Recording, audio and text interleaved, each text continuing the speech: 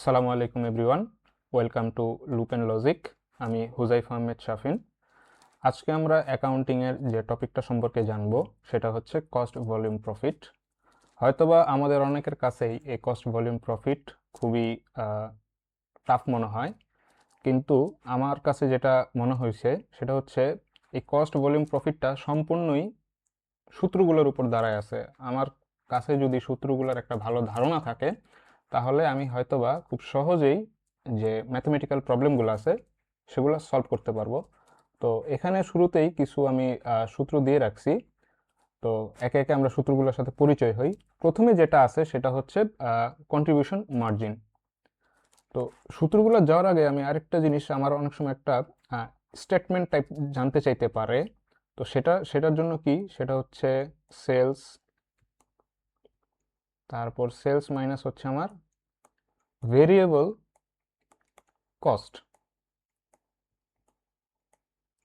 এবং এটা হচ্ছে আমার কন্ট্রিবিউশন মার্জিন।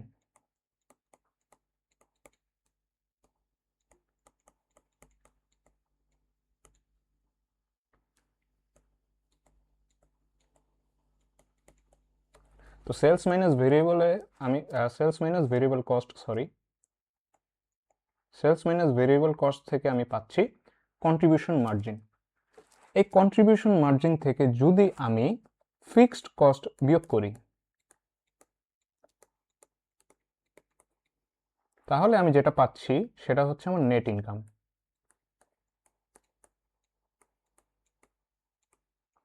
তো এখন এই ফরম্যাটটা আমি যেটা লিখলাম এটা একটা ইনকাম স্টেটমেন্ট ফরম্যাট হিসেবে পরীক্ষায় আসতেই পারে। যাই হোক, এই যে তাহলে সূত্রগুলো আবার আমরা ব্যাক করি। কন্ট্রিবিউশন মার্জিন যেটা বলছিলাম যে সেলস থেকে ভেরিয়েবল কস্ট বিয়োগ করতে হবে, তো sales minus variable cost. Profit কি, আমি প্রফিট বা নেট ইনকাম, যেটা similar word.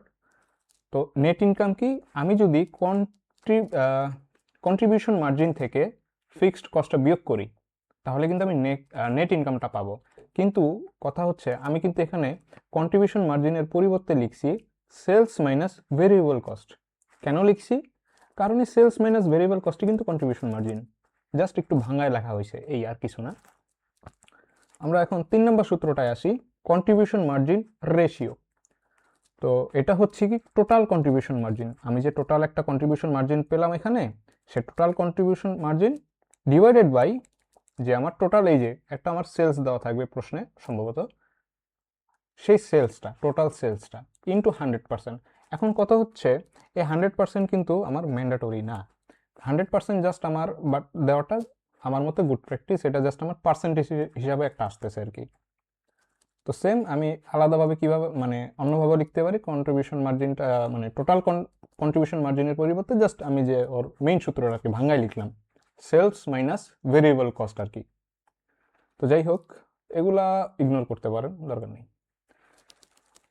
Margin of safety ratio. Margin of safety রেশিওটা কি? মার্জিন অফ সেফটি রেশিও হচ্ছে margin of safety divided by sales. এখন আমরা দেখতে পারতেছি অনেকগুলো সূত্রের নিচেই আমরা সেলস পাবো বা আছে। এটা আমরা একটা মানে কোনটার নিচে সেলস আসবে সেটার একটা ভালো ট্রিক হচ্ছে, যদি আমি কোনো একটা জিনিস বের করতেছি সেটার সাথে যদি রেশিও থাকে, তাহলে মাস্ট আমার হরের মধ্যে সেলস থাকাটা মাস্ট। আমরা যেমন এখানে কন্ট্রিবিউশন মার্জিন রেশিও করছিলাম, আমার কিন্তু নিচে সেলস ছিল। এখানেও কিন্তু যে আমি মার্জিন অফ সেফটি রেশিও করতেছি, আমার সেলস এখানে নিচে আছে। এবং margin of safety, margin of safety কি? টোটাল অ্যাকচুয়াল সেলস, মানে যে সেলসটা আর কি, আমার টোটাল সেলস বলি, অ্যাকচুয়াল সেলস বলি, বা শুধু সেলস বলি, similar words, minus BEP sales. BEP sales হচ্ছে ব্রেক ইভেন পয়েন্ট। এরপরের সূত্রটাই কিন্তু ব্রেক ইভেন পয়েন্টের। তো ব্রেক ইভেন পয়েন্ট হচ্ছে এমন একটা পয়েন্ট যে পয়েন্টে আমার কোনো ব্যবসায় না আমার লাভও হবে না আমার লসও হবে, আমার লাভ আর লস দুইটাই সমান, সেটাই হচ্ছে ব্রেক ইভেন পয়েন্ট। আশা করি বুঝাতে পারছি আমি। তাহলে ব্রেক ইভেন পয়েন্টের দুই ধরনের সূত্র আছে। আমার একটা ইউনিট বলতে পারে, আমার টাকাও বলতে পারে। প্রশ্নে এইভাবে বলতে পারে যে আমার কত ইউনিট বিক্রি করলে আমার, মানে প্রশ্ন তো আর এইভাবে বলবে না যে কত, বলতেও পারে যদি একটু ঘুরায় বলে যে কত ইউনিট বিক্রি করলে তোমার কোম্পানিতে লস হবে না, বা কত টাকা পণ্য বিক্রি করলে তোমার লস হবে না। তো সেটার জন্য আমরা কি করি, সেটার জন্য আমরা ব্রেক ইভেন পয়েন্ট বের করি, কারণ ওই পয়েন্টটাতেই আমার কোনো লাভ লস নাই। সো আমি যদি সেই পয়েন্টটা বের করতে চাই, বা সরি সেই ইউনিটটা বের করতে চাই, সেটা সূত্র কি, total fixed cost divided by contribution margin per unit. আমার পার ইউনিটের কন্ট্রিবিউশন মার্জিন, সেটা যত পার ইউনিট মানে যতগুলা কত ইউনিট দেওয়া আছে সেটাই মূলত কন্ট্রিবিউশন মার্জিন পার ইউনিট বোঝানো হয়েছে। আর এরপরে হয়েছে যে যদি আমি টাকার হিসাব করি যে কত টাকায় আমার ব্রেক ইভেন পয়েন্টটা, কত টাকা বা কত টাকা আমার বিক্রি হইলে আমার কোনো ধরনের কোনো লস হবে না, সেক্ষেত্রে বিইপি সূত্র হচ্ছে কি, বা ব্রেক ইভেন পয়েন্টের সূত্র কি, total fixed cost divided by contribution margin ratio. আমরা কিন্তু উপরে কন্ট্রিবিউশন মার্জিন রেশিও দেখে আসছিলাম, সেটা কি, এই যে total contribution margin divided by total sales into 100%। কিন্তু কথা হচ্ছে আমি যখন প্রশ্নে লিখব, যখন আমি এই এই রেশিওটা প্রশ্নে লিখব, সাপোজ আমি লিখতেছি আমার কন্ট্রিবিউশন মার্জিন কি, সাপোজ আমার টোটাল কন্ট্রিবিউশন মার্জিন দেওয়া আছে একটা, ধরলাম এক্স, আর টোটাল সেলস আমি ধরতেছি হচ্ছে 2x, তো ইন্টু 100%। এটা আমার কি হলো, এটা হচ্ছে আমি বের করলাম কন্ট্রিবিউশন মার্জিন রেশিও 100%। তো এটা কিন্তু আমার পার্সেন্টে বের হচ্ছে, তাহলে এটার অ্যান্সারটা কত হইতেছে, 1.5 ইন্টু 100%, তার মানে কত, 50%।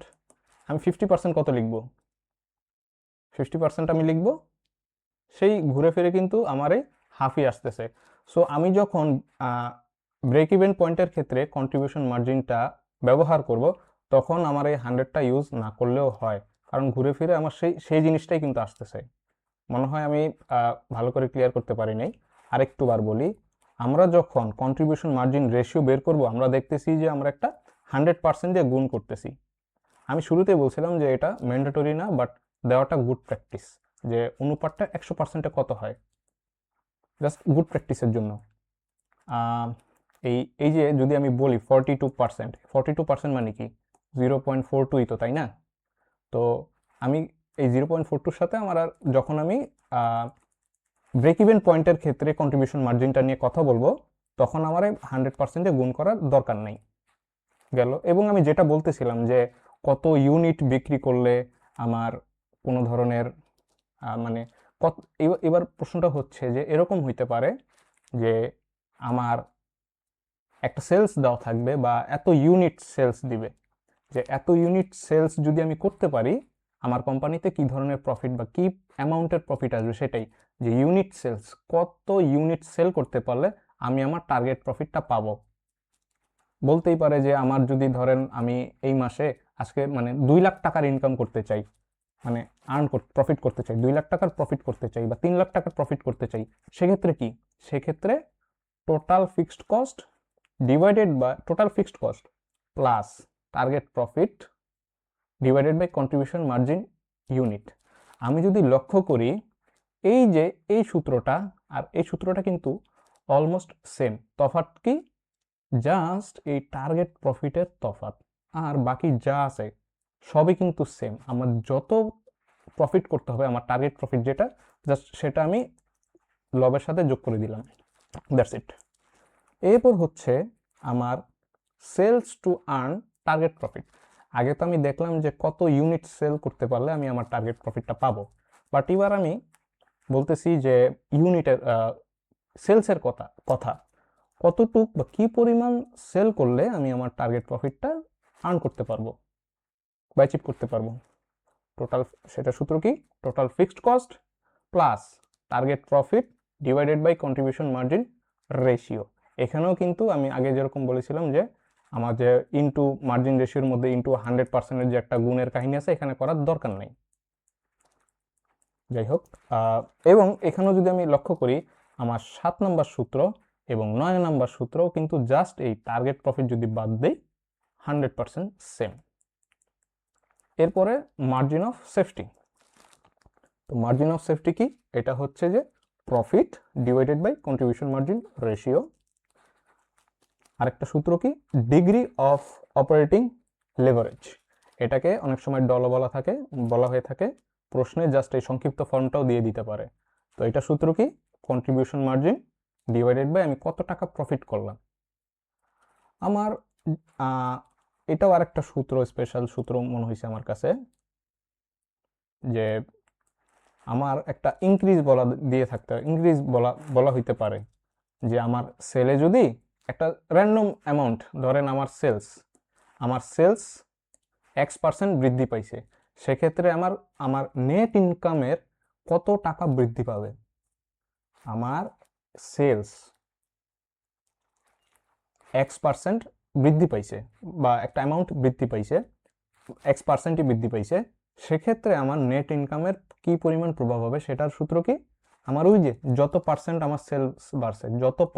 আমার সেলস বাড়ছে ইনটু আমি যে ডলটা বের করব বা ডিগ্রি অফ অপারেটিং লেভারেজ যে বের করব সেটা। এখন আমরা কিছু নিউমেরিক্যাল প্রবলেম দেখি। এটা বলা আছে এখানে, আমরা যদি দেখি, Faria company manufacturers sales a specialized cordless telephone for high electromagnetic radiation environments. The company's contribution format income statement for the most recent year is given below.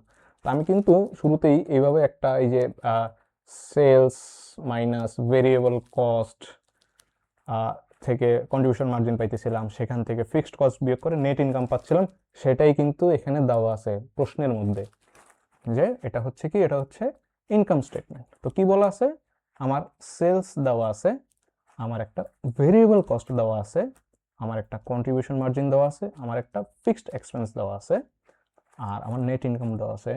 তো এখন আমি প্রশ্নে ঢোকার আগে জাস্ট ভেরিয়েবল এক্সপেন্স আর ফিক্সড এক্সপেন্স নিয়ে একটু বলি। Variable এক্সপেন্সটা কিন্তু নামের সাথে ওর মিল আছে, যে সে কিন্তু কখনোই ফিক্সড না, সে ভেরি করতে পারে। যদি আমি আমার প্রোডাকশন বাড়াইতে চাই, তাহলে সেই প্রোডাকশনের সাথে যত ধরনের কাঁচামাল জড়িত আছে বা যত ধরনের লেবার জড়িত আছে সবই কিন্তু বাড়বে। তো আমি যদি প্রোডাকশন বাড়াইতে চাই, তার সাথে আমার খরচও কিন্তু বা কাঁচামালটাও কিন্তু বাড়তেছে। আর যদি ফিক্সড এক্সপেন্সে আসি, আমি ফিক্সড এক্সপেন্স কি, এই ফিক্সড এক্সপেন্সটা আমার কখনোই বাড়বে না। ধরেন আমি একটা কারখানা ভাড়া নিয়ে সেখানে কিছু পণ্য উৎপাদন করতেছি। আমার পণ্য উৎপাদনের পরিমাণ যদি আমি বাড়াইতে চাই, তাহলে সেটার পরিপ্রেক্ষিতে আমার আরও কাঁচামাল লাগবে।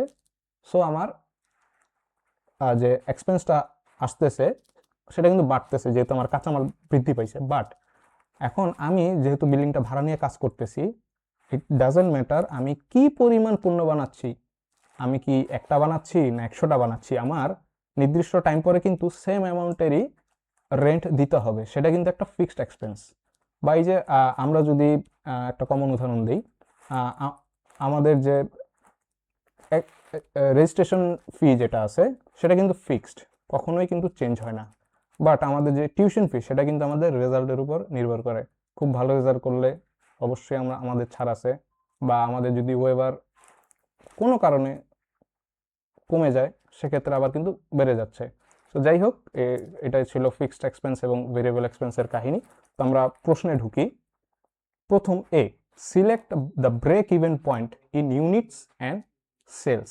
আমরা কিন্তু এই যে ইউনিট আর সেলসের কাহিনী, কিন্তু এই যে ইউনিট আর এই যে টাকা সেলস, তো এটাই কিন্তু চাইতেছে আমার মূলত। যাই হোক, তো আমরা দেখতেছি যে আমার জাস্ট সেলসের পরিমাণটা দেওয়া আছে, আমার পার ইউনিট দেওয়া আছে, বাট বাকি সব ঘরগুলা ফাঁকা দেওয়া আছে। তো এটা কিন্তু আমরা ইজিলি বের করতে পারি।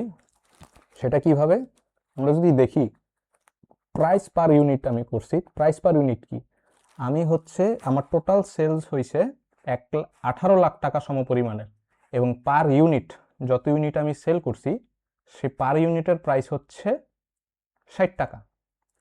তো আমি যদি এখন এই টোটাল সেলকে পার ইউনিট দিয়ে ভাগ দেই, তাহলেই কিন্তু আমার আমি এখানে সম্ভবত টোটাল কত ইউনিট হয়েছে সেটা হবে টোটাল ইউনিট, সরি এটা আমার ভুল হয়েছে। সো এখানে আমি দেখতেছি যে এখন আমার টোটাল ইউনিট আমার কত লাগতেছে। সো টোটাল ইউনিট আমার লাগতেছে 3000। এটা হচ্ছে per unit price, per unit price.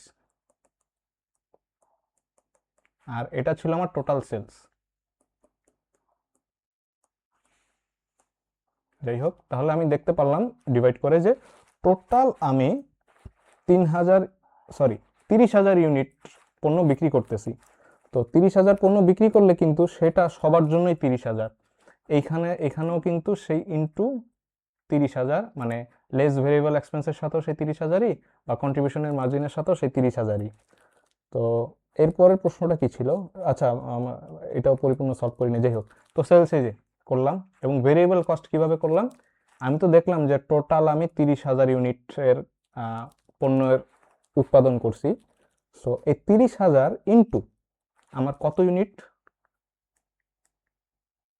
Sorry পার ইউনিট প্রাইস কত এখন আমার, এখন পার ইউনিট প্রাইস হচ্ছে ভেরিয়েবল কস্টের জন্য 40 টাকা। আমার সেলসের জন্য পার ইউনিট প্রাইস ছিল 60 টাকা, আর লেস ভেরিয়েবল এক্সপেন্স বা ভেরিয়েবল এক্সপেন্সের জন্য পার ইউনিটের প্রাইস হচ্ছে 40 টাকা। তাহলে এই 40কে যদি আমি পার ইউনিট প্রাইসকে যদি টোটাল ইউনিট দিয়ে গুণ করি, তাহলে কিন্তু আমি ভেরিয়েবল কস্টটা পাচ্ছি। তাহলে কত হচ্ছে? 12 লাখ টাকা। এই 18 লাখ টাকা থেকে 12 লাখ টাকা যদি আমি বিয়োগ দিই, তাহলেই কিন্তু আমি পেয়ে যাচ্ছি কন্ট্রিবিউশন মার্জিন, যেটা কত? 6 লাখ টাকা। এখন আমার প্রশ্নের যেটা চাইছিল, break even point, BEP in unit. So ইউনিটের সূত্র যেটা ফিক্সড কস্ট, আমার ফিক্সড কস্ট কত? ফিক্সড কস্টের কথা হ্যাঁ বলা আছে, 4 লাখ টাকা লেস ফিক্সড কস্ট। তো আমি এই যে 4 লাখ টাকা দিলাম, এবং CM per unit, contribution margin per unit. প্রশ্নে কিন্তু টোটাল ইউনিটের সংখ্যা, এই কন্ট্রিবিউশন মার্জিনের টোটাল ইউনিট সংখ্যা কিন্তু যে 20 দেওয়া ছিল। সো সেই 20, তাহলে আমি break even point in unit পেলাম 20,000। আর break even point in sales, যেটা আমি বলছিলাম যে একটু 100 দিয়ে এখানে গুণ করার দরকার নাই। সো গুণ করার কোনো দরকার নাই, আমি জাস্ট সূত্রে আমার সব ভ্যালু আছে, আমার ফিক্সড কস্টের ভ্যালু আছে, আমার এই কন্ট্রিবিউশন মার্জিনের ভ্যালু দেওয়া আছে, আমার সেলসও আছে, আমার সব কিছু দেওয়া আছে। জাস্ট আমি সব কিছু বসাই দিব, যে অ্যান্সারটা সেটাই আমার ব্রেক ইভেন পয়েন্ট সেলস। এরপরের একটা প্রশ্ন হচ্ছে যে how many units have to B sold to earn A minimum target profit of 80,000। So ওই যে আমি বলছিলাম যে আমাদের এত টার্গেট ফিল করতে হলে কত ইউনিট বিক্রি করতে হবে বা কত সেলস বিক্রি করতে হবে। তো এটা আমার কি দেখতে, এখানে কি ইউনিট চাইছে না সেলস চাইছে? প্রশ্নটা যদি আমরা লক্ষ্য করি, হাউ মেনি ইউনিটস, ইউনিটের কথা বলা হয়েছে, তার মানে আমরা কোন সূত্রটা ইউজ করব? এই সূত্রটা ইউজ করব, ইউনিটের সূত্রটা, যে total fixed cost plus target profit divided by contribution margin per unit. So এখানে আমি প্রথমে হয়তো রেশিওর কথা বলছিলাম, এখানে রেশিওর দরকার নেই। সো আমি জাস্ট সূত্রটা বসাই দিলাম যে unit sales to earn profit 80,000। 4 lakh কি, সেটা হচ্ছে আমার ফিক্সড কস্ট। এটা কি, এটা হচ্ছে আমার যে টার্গেট ভ্যালুটা। আর এখানে 20 দেই নেই, সরি, যে কন্ট্রিবিউশন মার্জিন ইউনিট, টোটাল প্রশ্নে 20 দেওয়া ছিল। তো ক্যালকুলেশন করলে কত আসতেছে? 24,000 আসতেছে। সো এরই সাথে আমাদের কিন্তু প্রথম প্রশ্নটা আমরা আশা করি খুব ভালোভাবে সলভ করতে পারছি। বি নাম্বার প্রশ্নটাতে যদি আমি আসি, কি বলছি? Without resorting a competition construct the contribution margin at break even point. আমি কি বলছিলাম?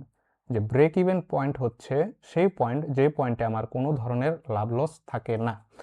আমি যদি হিসাব করি, তার মানে কি, আমার যদি লাভ লস না থাকে, এই যে নেট ইনকামটা না, এটা হবে জিরো। এটা জিরো হবে কখন? যখন আমার এই যে কন্ট্রিবিউশন মার্জিন থেকে লেস ফিক্সড এক্সপেন্স বিয়োগ করে জিরো হবে। তো আমার একটা ভ্যালু তো দেওয়াই আছে 4 লাখ। এই 4 লাখকে জিরো করতে হলে কি করতে হবে? অবশ্যই 4 লাখ থেকে বিয়োগ করতে হবে।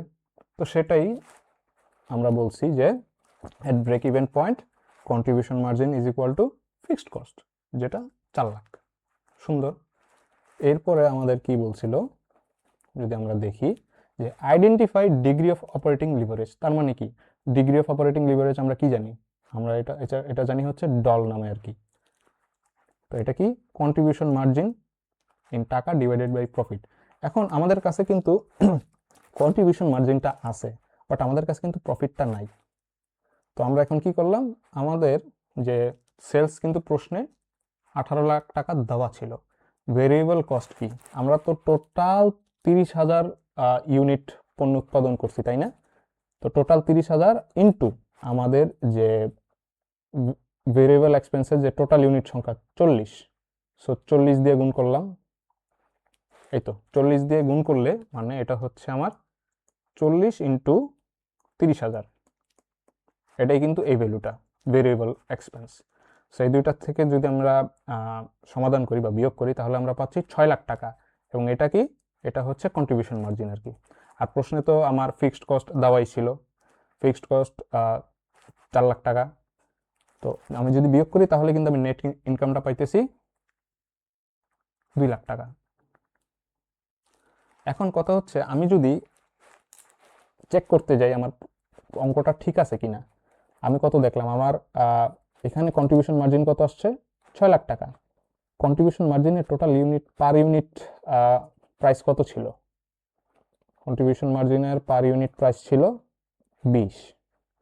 সো আমি যদি এখানে 20 ইন্টু টোটাল আমার কত ইউনিট আমি উৎপাদন করছি, 30,000, এটা যদি গুণ করি সেই 6 লাখ টাকা কিন্তু ম্যাচ করতেছে। সো আশা করি আমাদের অঙ্কটা ঠিক আছে। আর ডলের সূত্র যেটা ছিল যে contribution margin divided by net income, তো কন্ট্রিবিউশন মার্জিন এখানে কত, কন্ট্রিবিউশন মার্জিন আমাদের 6 lakh, 6 lakh divided by net income হচ্ছে আমাদের 2 লাখ। সো এই যে 3, তাহলে আমাদের ডলটা পেয়ে গেলাম। এরপরে কি বলছে লাস্ট পোর্শন, যে if in the next year sales increase by 15%, select the expected percentage increase in net operating income. So আমার মনে হয় আমাদের যে কথাটা বলছে বা যা চাইছে এই সূত্রের সাথে মিলে যায়, যে আমার একটা সেলসে ইনক্রিজ হয়েছে, সো সেই সেলস ইনক্রিজটা আমার ইনকাম ইনক্রিজে বা ইনকামে কি ইফেক্ট ফেলতেছে সেটাই।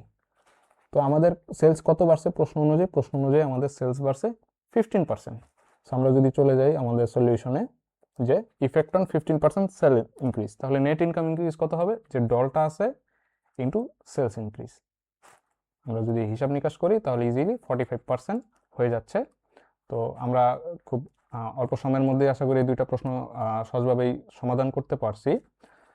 আর কস্ট ভলিউম প্রফিটটা আমি যদি একবার ভালোভাবে কোনটা কি জাস্ট সূত্রগুলো বুঝতে পারি, আর কোনো সমস্যা হওয়ার কথা না, কারণ পুরাটাই আমি কিন্তু সূত্র দিয়েই সলভ করতেছি, এখানে আমার এক্সট্রা আলাদাভাবে কিছু বোঝার নেই। একটু জাস্ট সময় নিয়ে একটু ভালো করে যদি আমি দেখি সূত্রগুলা, এবং আমি যদি আরেকটু ভালো করে লক্ষ্য করি অনেক সূত্রগুলোই কিন্তু কাছাকাছি আছে, যেমন ধরেন আমি যদি রেশিওর কথা বলি তাহলে কিন্তু সব সময় হরের মধ্যে সেলস থাকতেছে। তারপরে যদি আমি বলি এই যে ব্রেক ইভেন পয়েন্টের সাথে কিন্তু almost unit sales to earn target profit, আবার unit sales to earn sales to earn target profit, অনেকটাই কিন্তু মিল আছে।